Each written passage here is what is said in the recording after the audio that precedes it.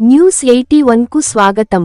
జగిత్యాల జిల్లా కేంద్రంలోని ధరూర్ శివారులో గల రెడ్డి ఫంక్షన్ హాల్లో గత 3 రోజులుగా అత్యంత వైభవోపేతంగా సాగిపోతున్న మహాభారత నవాహ్నిక ప్రవచన జ్ఞాన యజ్ఞం ఈరోజు కళ్యాణమండపం భక్తులతో కిక్కిరిసిపోయిందని సామాజిక కార్యకర్త తవుటు రామచంద్రం తెలిపారు.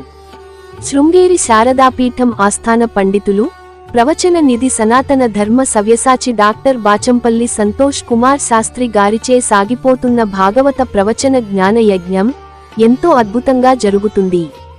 శాస్త్రి గారు మహాభారతం అంటే మన నిత్యజీవితమే అని అనేక రకాల ఉదాహరణలతో ప్రవచన యజ్ఞం సాగిస్తున్నారు.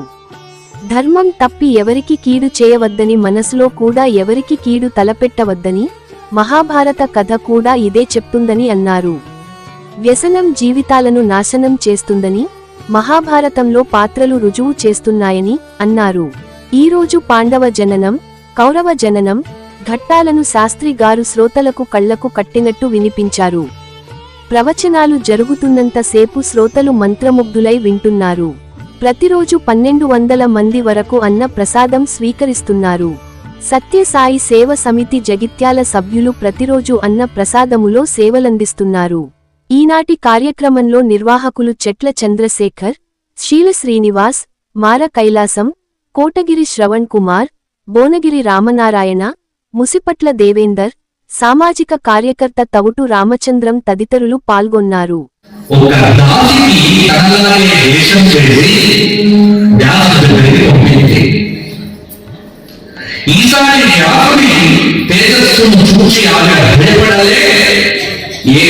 సంతోషపడ్డది, ఆనందపడ్డది.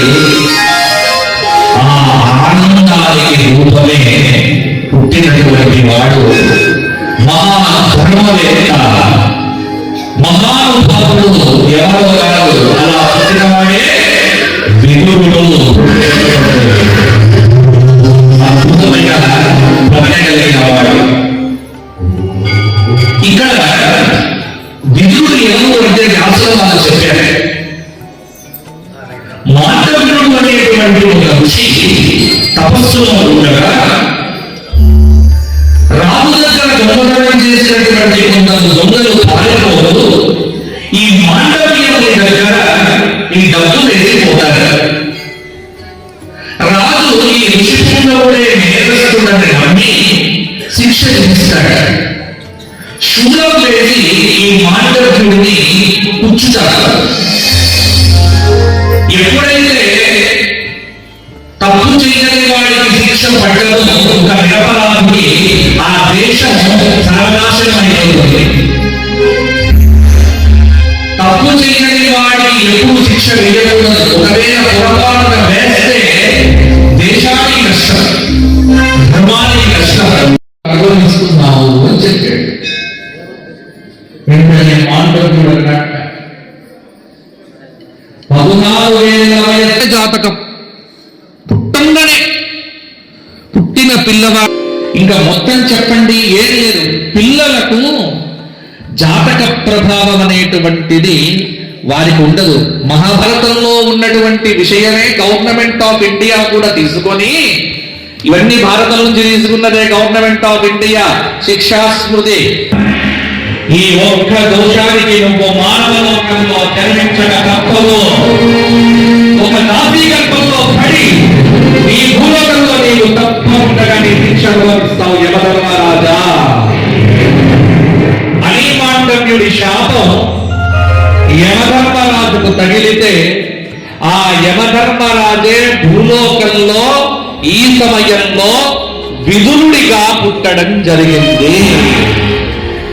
ఎవరిని విడిచిపెట్టదే కర్మ, యముణ్ణి కూడా విడిచిపెట్టలే. ఇది లేకపోతే ఫలానా అధ్యక్షుడుగా ఎవరు ఉండరు. కర్మ అందరికీ ఈక్వలే. వారి ఇక్కడ ప్రధానమంత్రి కావచ్చు, ఏ రాజు కూడా, ఏ రాజ కుటుంబం కూడా బాగుందా?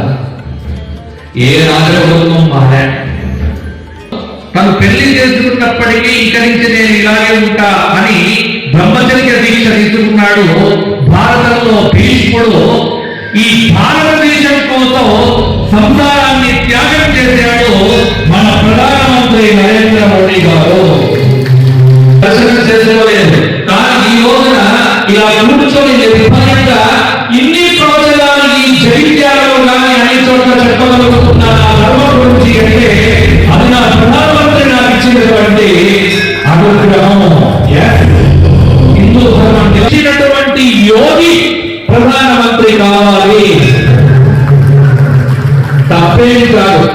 రక్షించాలని కోరుకుంటే అనవసరంగా ఈయన ఇలా చెప్పాడు భారతంలో చెప్పాలని చెబుతున్నా, అవసరం కాబట్టి చెబుతున్నా. ఎవరైతే ఓటీటీలో సినిమాలు చూస్తూ గడుపుతాడో వాడు రౌరవ నరకంలో తప్పకుండా పడి తీరుతాడు. సమాజాన్ని కాపాడే బాధ్యత కూడా నీదే. నీకు ఇచ్చిన హక్కును విడిచిపెట్టకో, నీకు ఇచ్చిన హక్కును పరిపాలన చేయి. మా అమ్మ 95 ఏళ్ళు, మా అమ్మకు 95 ఇప్పుడు ఉంది, ఇప్పటికీ ఉంది. మొన్న ఎలక్షన్ లో మేమే తీసుకుని వెళ్ళి ఓటు పైకించాం. ఇది కావాలి కాబట్టి ఏది చెయ్యాలి ఏది చెయ్యకూడదు ధర్మం చెప్పింది.